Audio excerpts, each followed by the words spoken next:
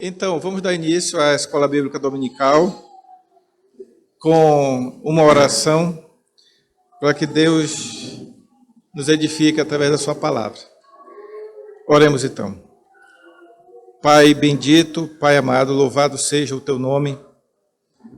Queremos nessa manhã, ó Pai, te agradecer o nome, porque só tu és digno de receber o nosso louvor e a nossa adoração. Porque tu és o Deus tremendo, tu és o Deus grandioso, és o Deus todo-poderoso.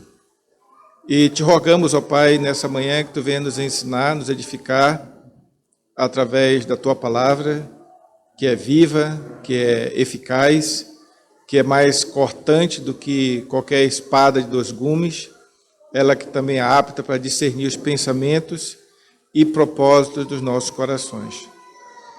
Ó Deus, sê com a tua igreja, nos edifica, faz com que sejamos não somente ouvintes, mas principalmente praticantes da tua palavra.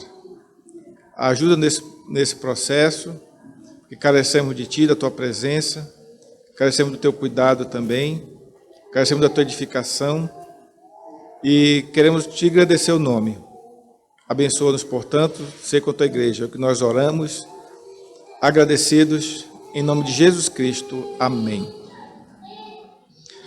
Irmãos, estamos estudando a pergunta de número 108, na parte... Já vimos a pergunta 108 no último domingo, e vamos agora continuar a pergunta que é: quais são os deveres exigidos no segundo mandamento?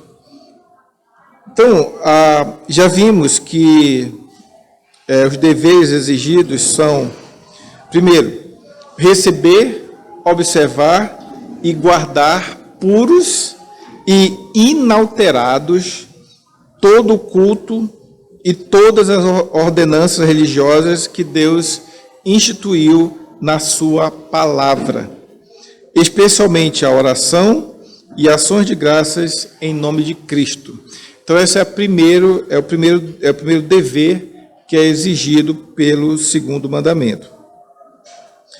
Em segundo lugar, temos a leitura, a pregação e a audição da palavra. Então, é ler, pregar, mas também ouvir a palavra.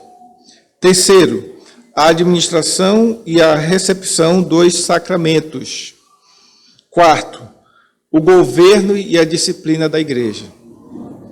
Quinto, o ministério e a sua manutenção. A partir do quinto até o 10º vai ser o assunto da aula de hoje. Então, quinto, ministério e a sua manutenção. Depois, o jejum religioso. Depois, o jurar em nome de Deus e o fazer votos a ele. Depois, desaprovar, detestar e opor-se a todo culto falso.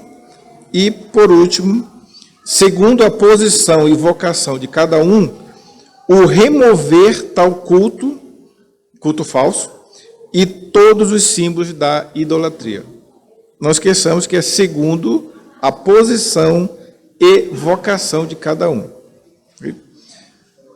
Bom, então vamos lá para a base bíblica para, no caso aqui seria o quinto, né? O quinto elemento seria o ministério e a sua manutenção, que tem a ver com a obra ministerial e a sua manutenção pelos membros da igreja, que são deveres ordenados por Deus na sua palavra. Então, eu vou pedir...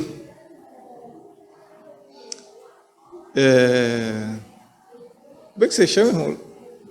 Bruno. Pode ler para a gente 1 Coríntios 9, do 7 ao 15? 1 Coríntios 9, do 7 ao 15. Então, o que Paulo está falando aqui é exatamente que o direito de quem vive da pregação, do ensino da palavra, esse sustento não é incorreto e que já é previsto na lei do Senhor. Também diz que ele optou por não exercê-lo. O final aqui fala exatamente isso. Não usamos desse direito. Antes suportamos tudo para não criarmos qualquer obstáculo ao Evangelho de Cristo. Mas ele está defendendo que as pessoas que vivem da prática, do ensino e da pregação, devam ser sustentados exatamente por isso. Tá? E quando ele fala da lei, ele está falando de Deuteronômio 25:4, que diz: não atarás a boca ao boi quando pisa o trigo. E o significado dessa passagem tem a ver com o fato de que você não deve... era comum que eles amordaçassem, né, a boca do boi, para que ele não pudesse usufruir exatamente do que ele estava fazendo. Ele estava pisando o trigo, mas não podia comer do trigo, porque a boca dele estava amordaçada. Então, por isso que a Bíblia diz: não atrás a boca ao boi quando pisa o trigo. Por quê? Porque Paulo depois fala, né, o que pisa o trigo, faça-o na esperança de receber a parte que lhe é devida. Tá? Então, se eu estou pisando o trigo, se eu estou ajudando, né, a separar a semente ali da palha, por que não ter participação nisso também? Tá? E também fala aqui no início que 3 situações, né? Quem jamais vai à guerra à sua própria custa? Quer dizer, quem vai para a guerra e paga as custas de ter ido à guerra. Ou quem planta a vinha e não come do fruto. Quem faz isso? Ou quem apacenta um rebanho e não se alimenta do leite do rebanho. Então, o resumo aqui é que a obra do ministro do Evangelho deve ser mantido, né, pelos membros da igreja.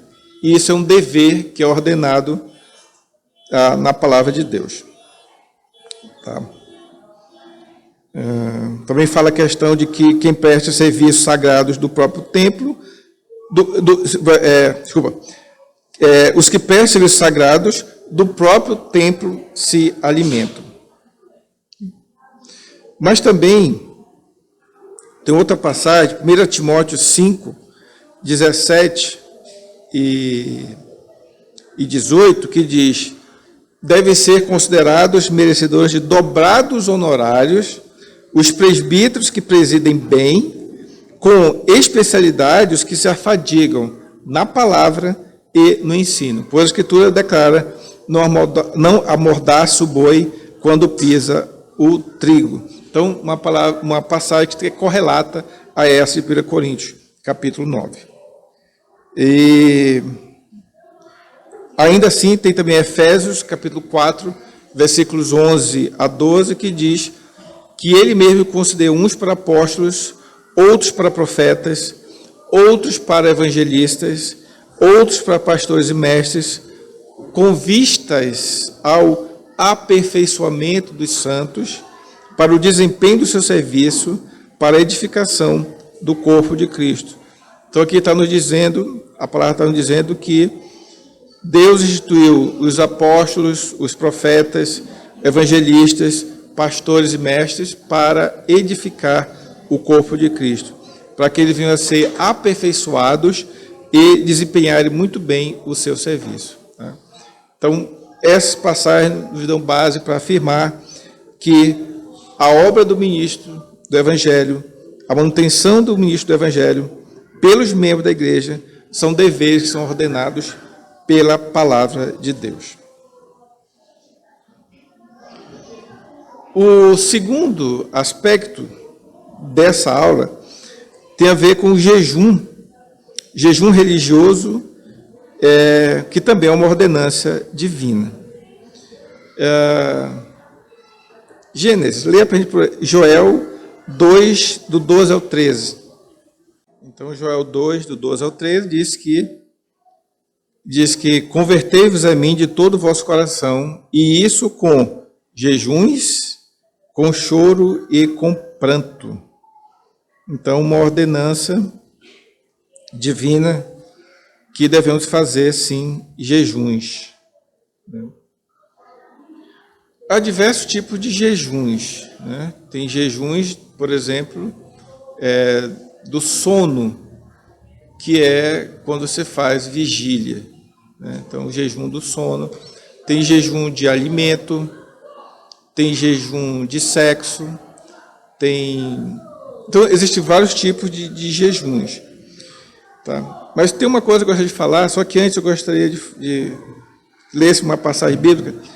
Paulo Mafioletti, pode ler 1 Coríntios 7:5, porque o jejum, acho que tem que ter um cuidado quando se faz jejum. Um cuidado específico.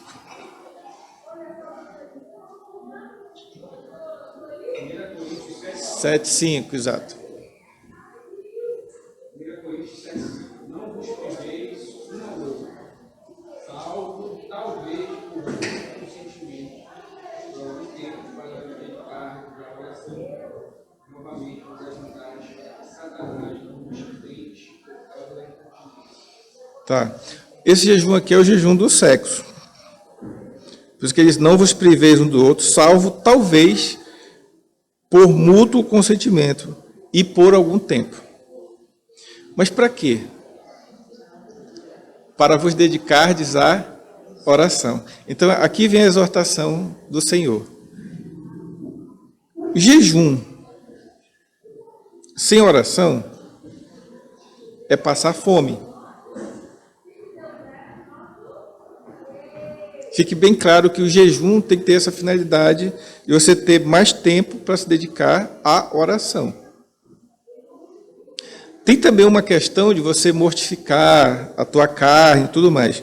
Mas eu creio que o jejum ele deve estar sempre acompanhado da oração. Sempre. Porque senão você está só se privando. Ok? Muito bem. Fazer votos a Deus é uma ordenança também? Uma pergunta. Posso ou não posso fazer votos para Deus? Sim, posso. Dina, leia Salmo 76, versículo 11. Ótimo. Salmo 76, versículo 11 diz, fazei votos e pagai-os ao Senhor. Fazei votos, mas pagai-os ao Senhor vosso Deus. Etienne, Isaías 19, 21. Ainda dentro do contexto de fazer votos. Pronto. A passagem diz que eles farão votos ao Senhor, vírgula, e os cumprirão. Ok? Josias, pode ler Eclesiastes 5, versículos 4 e 5. Quando nós fizermos algum voto a Deus, não tardemos em cumpri-lo, porque Deus não se agrada de tolos. Cumpre o voto que fazes. Melhor é que não votes, do que votes e não cumpres. Creio que as passagens falam por si só. Se você faz um voto com Deus, não tarde em cumprir.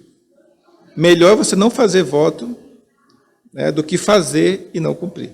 Eclesiastes 5 fala isso. Então, fazer votos é uma ordenança, mas que temos que ter o cuidado. Se eu faço um voto, eu tenho que cumprir. E outro aspecto também, então, agora, vamos falar um pouco sobre aquela rejeição que todo cristão deve ter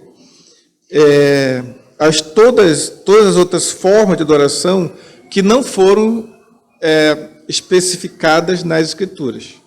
Nós cremos que só devemos adorar a Deus de acordo com o que foi estabelecido na Escritura. Se não está na Escritura, então não deve ser feito. Então, passar para outro ponto agora. Eu pedi que o irmão Weider leia Atos 17, versículos 16 e 17. Interessante, né? Atos 17, versículos 16 e 17. Muito bem. Paulo, em Atenas, tendo o seu espírito se revoltando em face da idolatria dominante na cidade. Irmão Israel, pode ler para a gente Salmo 16, 4.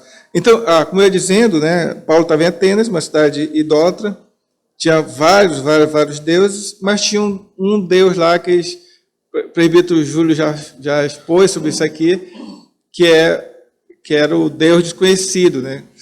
Se nenhum desses resolver, ter esse Deus desconhecido aqui, né? Que o presbítero Júlio já falou sobre isso. Que aí Paulo aproveitou e pregou sobre o Deus desconhecido para eles, né? Leia, por favor, Salmo 16, 4. Muito bem, então, muitas serão as penas dos que trocam o Senhor por outros deuses. Então, o segundo aspecto da resposta, né, que o presbítero leu, tem a questão da idolatria também, né? Então, vou pedir que o nosso irmão Levi leia Deuteronômio 7,5. Deuteronômio 7,5. Muito bem. Então, isso é uma forma de nós... como é que você leu lá? Só para se opor, desaprovar, detestar e opor-se a tudo. Então, qual é a primeira? Detestar, desaprovar, detestar e se opor, né? A palavra diz o seguinte: assim lhes fareis.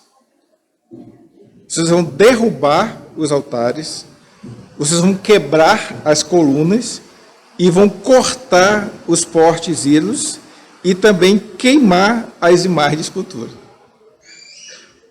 Embora, meus irmãos, idolatria não se resume a altar, coluna, postes ídolos, imagem de escultura. Não se reduz a isso. O que mais pode ser um ídolo para a gente? Levi, o que pode ser um ídolo? O trabalho pode ser. Irmãos, vamos agora para as perguntas. Quando se fala em culto divino, há duas classificações. Há uma classificação, né? Tem uma que tem a ver... Então, eu vou fazer não vou fazer a pergunta, eu vou responder. Existem duas classificações com relação ao culto divino. Uma que tem a ver com o uso regular e a outra com o uso ocasional. Uso regular e uso ocasional. Minha pergunta é: o que é o uso regular? O que é o uso ocasional dentro daquilo que nós discutimos aqui? O que é regular?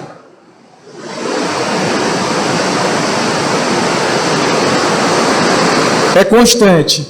Oração é regular? Ouvir a palavra é regular? Ler a palavra é regular? Jejum é regular?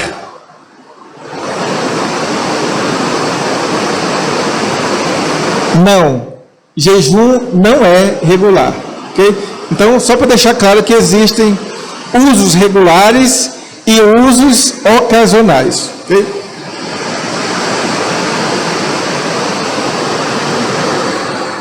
Quando você faz um voto, você jura em nome de Deus, é regular ou é ocasional?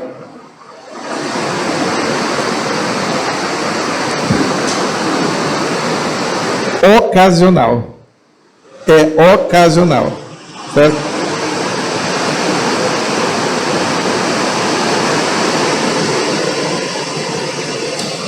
De acordo com o que leu aqui o nosso presbítero Amazonas, qual é o dever do cristão quanto ao culto falso? São 3. Quem lembra? Não estou ouvindo.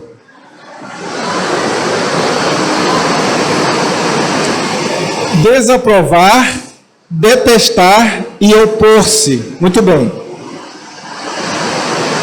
Outra pergunta: até onde deve o cristão desaprovar, detestar e opor-se ao culto falso? Tem algum limite? Até quando? Até onde? Tem limites?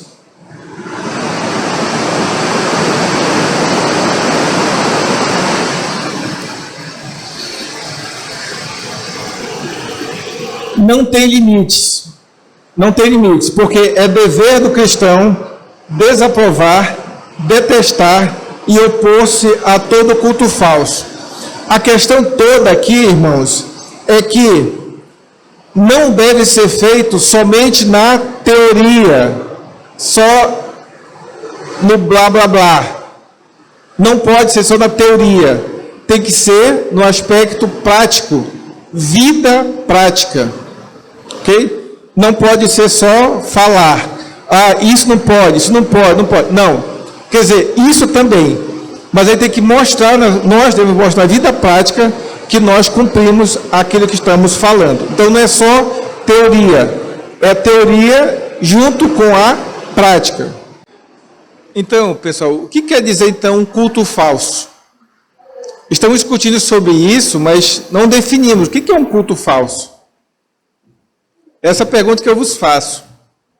O que é um culto falso? O culto falso não significa somente adorar a homens ou a qualquer outro falso Deus. Não é só isso. Não é só isso. Então, vai pegando um pouquinho que o Daniel falou. É adorar a Deus, o Deus verdadeiro. Então, não estamos adorando nenhum outro tipo de Deus com D minúsculo, não estamos, é o Deus verdadeiro, só que de forma que não está de acordo com a palavra. Então você pode adora o Deus verdadeiro, ok, mas como você adora? Adora do meu jeito, porque eu tenho liberdade para adorar do meu jeito. Não, nós não temos essa liberdade, isso não cabe a nós definir. Cabe ao adorado definir como ele quer ser adorado, não ao adorador, certo? Repetindo, não cabe ao adorador dizer como o adorado deve ser adorado, não, cabe somente ao adorado. Quando se fala objeto de idolatria,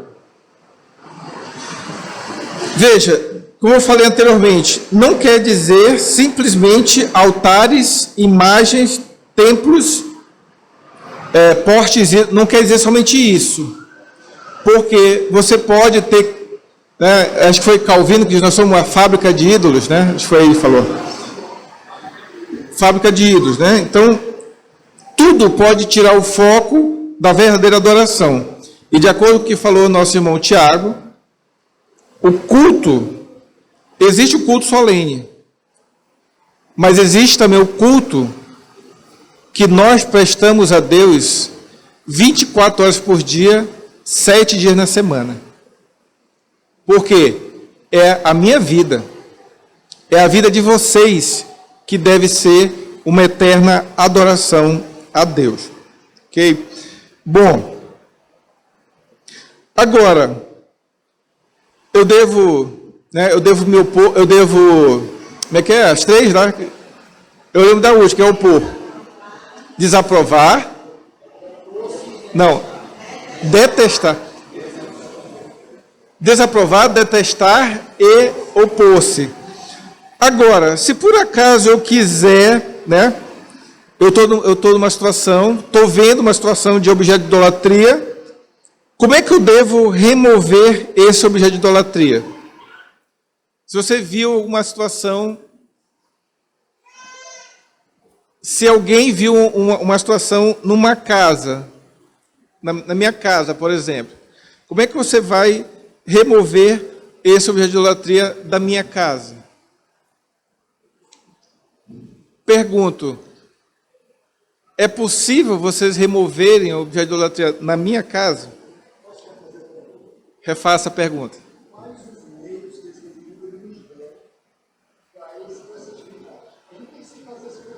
Isso.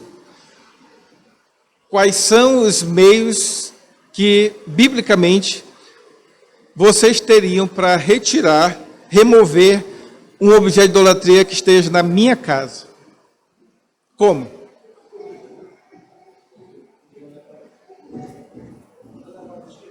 Usa a própria Escritura. E o prefeito Amazon falou de Mateus 18. Mas olha só o que diz nosso comentarista. De modo ordeiro, segundo a posição e a vocação de cada um. Se for dentro de uma família, você deve procurar quem tem autoridade legítima na família. Se for numa igreja, procurar quem tem autoridade legítima na igreja. Se for num estado, procurar quem tem autoridade legítima no estado. Por quê? Não nos foi dada autoridade para, por exemplo, entrar numa igreja e despedaçar um altar. Não foi nos dada esse tipo de autoridade. Não foi nos dada autoridade para quebrar, como já aconteceu, uma imagem em rede nacional. Não foi nos dada essa autoridade. Mas o chefe da casa deve sim remover os objetos de idolatria da sua própria casa. Ele não pode, no caso, vamos colocar eu, né? Eu tenho que remover os objetos de idolatria da minha própria casa. Eu não posso remover da casa do vizinho, nem da casa do irmão. Não posso. Quando se aplica Mateus 18, você procura, né? Conversa, exorta, mas quem tem que fazer o serviço de eliminar o objeto de idolatria é a própria pessoa. Ok? Então, resumo da história. Muitas vezes eu não posso fazer a ação direta. Não posso. Mas a exortação, sim. Como o prefeito Amazon falou. Entrar com uma carta no conselho, sim. Se não tiver resposta, submeter uma carta ao presbitério, sim. Se não tiver resposta, submeter uma carta ao sínodo, sim. Se não tiver resposta, submeter ao Supremo Concílio, sim também. Se não tiver resposta,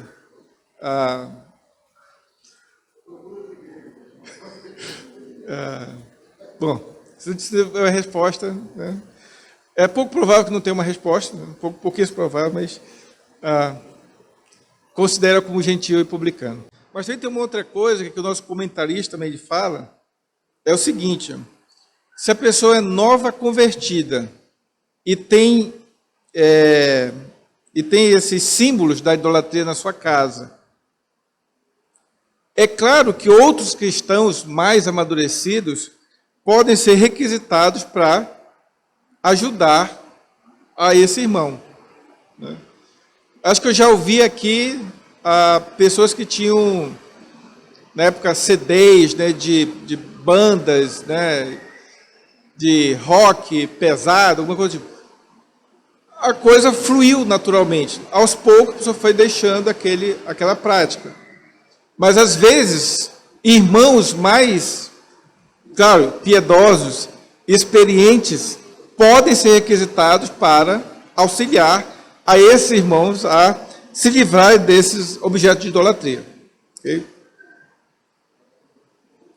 Mas, assim, o que eu gostaria de enfatizar aqui é exatamente que essa remoção desse objeto de idolatria tem que ser removido segundo a posição e vocação de cada um. É por isso que o prefeito Amazon falou aqui: escreva uma carta se opondo a uma prática que o conselho adotou na igreja. Escreva uma carta, entregue para o secretário do conselho e aguardem a resposta. Porque se você entregou uma carta para o conselho tem a obrigação de responder aquela carta. Toda carta que chega ao conselho o conselho tem a obrigação de responder aquela carta. Se não for respondido, ou se for respondido da forma como você continua se opondo, siga as instâncias legais. Certo? Tem uma outra pergunta que tem a ver com o famoso princípio da liberdade religiosa, que diz que cada um tem o direito de cultuar conforme lhe agrada, de acordo com a sua própria consciência. Isso é um princípio da liberdade religiosa, digamos que mal interpretado, na minha visão. Quando se pensa a questão do direito, como temos alguns advogados aqui, quando você vai falar assim, o que é direito? Direito é uma palavra um pouco ambígua, né? De acordo com o nosso comentarista, ele diz o seguinte, que há direito civil e o direito moral. Ele separa direito civil e direito moral. Direito civil é válido para a sociedade, tá, humana com forma geral, e o direito moral é aquele que tem a ver com a lei de Deus. Né? Estamos considerando isso. Ok. Pergunta. Uma pessoa que tenha dinheiro, ele tem o direito de gastar seu dinheiro da forma como ele quer, do jeito que ele quiser? Aí vamos lá, que direito é esse? Se for direito civil, tem ou não teria direito civil? Após pagar os seus impostos, independente se ele é crente ou não, independente. Direito civil tem direito? Tem. Agora, se ele é um crente, aí vamos lá para o direito moral. Porque se ele for um crente, ele não tem o direito de gastar o seu dinheiro de forma egoísta, porque ele vai responder lá no dia do juízo. Perceba que tem direito civil e tem o direito moral. Quando eu digo assim, gastar da forma como ele quiser, estamos querendo dizer o seguinte, gastar de forma só egoísta. Inclusive, o comentarista, eu devia ter trazido o livro, acho que tá aí o livro. O comentarista ele diz o seguinte, ele acrescenta, nos prazeres mundanos, inclusive. Ele tem ou não tem direito de gastar seu dinheiro com prazeres mundanos, inclusive? Tem. Mas se ele for um crente, ele não tem direito moral de gastar de forma egoísta usando esses prazeres mundanos. Não tem. Certo? Por exemplo, o governo pode intervir na vida da pessoa e dizer assim, você só pode gastar seu dinheiro se for de forma altruísta e filantrópica. O governo tem esse direito de falar para as pessoas que ela tem que gastar? Não tem. Isso, muito bem. Isso, muito bem. Exatamente. Então, não tem. Né? Não tem. Mas quando você analisa do aspecto moral, eu não posso gastar meu dinheiro da forma como eu quero. Eu não posso. Porque o dinheiro não é meu. No fundo, já ouvimos isso aqui em pregações. O dinheiro não é meu. Né? Dina fez o link aí. Nós somos mordomos. Então, o dinheiro não é meu. Eu sou só mordomo. Ok? Então, por isso que quando eu falo de liberdade religiosa, eu posso até ter o direito de civil de cultuar da forma como eu quero. Mas não tenho o direito moral de fazê-lo. Por quê? Porque isso não faz parte da minha alçada. Isso não é devido a mim. Eu tenho que adorar de acordo com o que o adorador especificou que queria ser adorado. O governo pode proibir um culto falso? Não. O governo não tem esse direito. Mas nós não temos o direito moral de cultuarmos como nós quisermos. Porque quem faz da forma como você quer, está ferindo, exatamente sendo contrário ao que determina a palavra de Deus.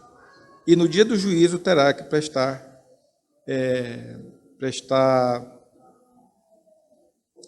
contas.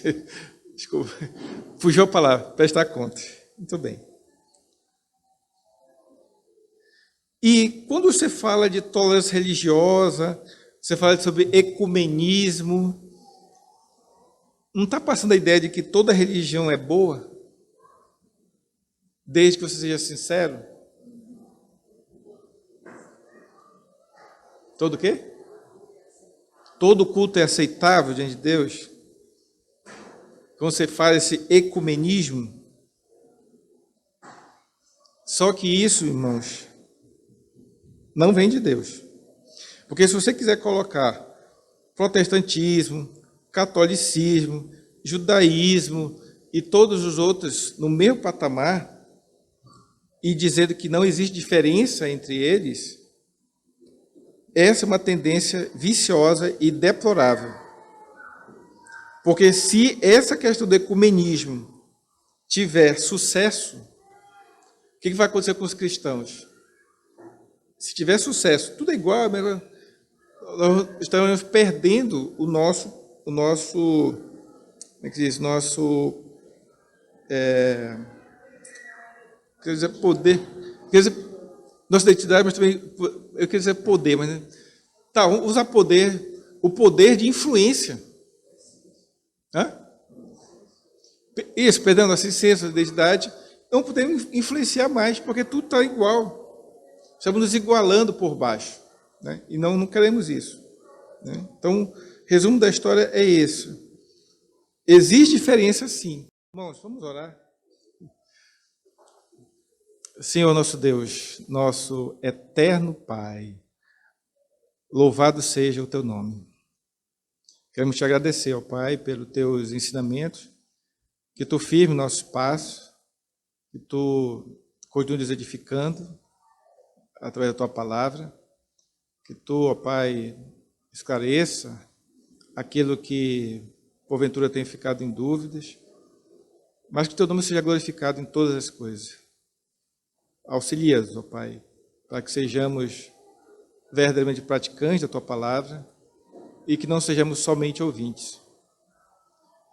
Porque aquele, ó Pai, que ouve a tua palavra e não pratica, a tua palavra nos diz que é como um homem que construi sua casa na areia, que qualquer tempestade, vendaval, ela se destrói. Mas aquele, ó Pai, que ouve a tua palavra e as pratica, é semelhante ao homem que construiu sua casa na rocha, que não existe vendaval, terremoto, tsunamis, nada vai abalar.